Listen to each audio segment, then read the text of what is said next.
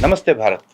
Welcome to another episode of Special Focus on Nation First English with me, Lalith Kumar. I'm here with you today to discuss the ambiguous topic of wokeism. I use the word the ambiguous because the word woke or wokeism seems to have various interpretations and meanings across different groups. Before I go there, let's try to understand the dictionary meaning of this word. Usually disparaging promotion of liberal, progressive ideology and policy as an expression of sensitivity to systematic injustices and prejudices. Another meaning from Collins Dictionary. People use the terms wokeism and wokery. People who are very concerned with social and political unfairness are too extreme and have too much influence in society. Wait. That kind of sounds like our Supreme Courts and Mea Lords, doesn't it? Jokes apart. Wokeism or woke culture is a much more serious issue than we imagine here in Bharat. Oxford Dictionary, which added a new definition to the word woke in 2017 as woke adjective.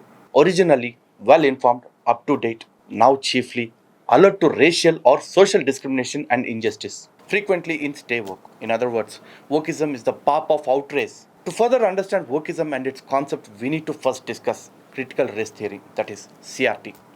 So, what is CRT? Critical race theory is an academic concept that is more than 40 years old. The core idea is that race is a social construct and that racism is not merely the product of individual bias or prejudice, but also something embedded in legal systems and policies. The basic tenets of the critical race theory or CRT emerged out of a framework for legal analysis in the late 1970s and early 1980s created by legal scholars Derek Bell, Kimberly, Crenshaw, and Richard Delgado, among others. Wokeism is the new cognitive epidemic stripping away basic common sense. Israel is the only LGBTQ plus inclusive and queer friendly nation in the entire Middle East. These unfortunate victims of wokeism find themselves paradoxically supporting both a radical Islamic country like Palestine and the LGBTQ movement simultaneously. It's a baffling spectacle watching those who claim to champion human rights and progressive values throw their support behind regimes that fundamentally oppose the very principles they stand for. These misguided souls view the most liberal and LGBTQ friendly country in the Arab world, Israel, as the oppressor. The irony is rich.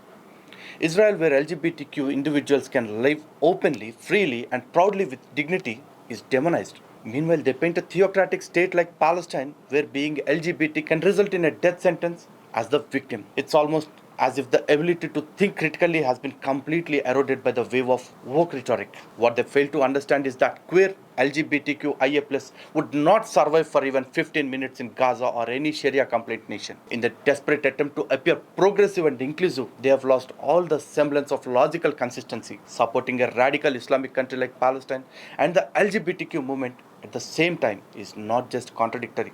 It's a glaring example of the intellectual bankruptcy of wokeism. This new epidemic is not just a threat to common sense, but to the very fabric of rational discourse. If we continue this path, who knows what other absurdities will become the norm. See you again soon.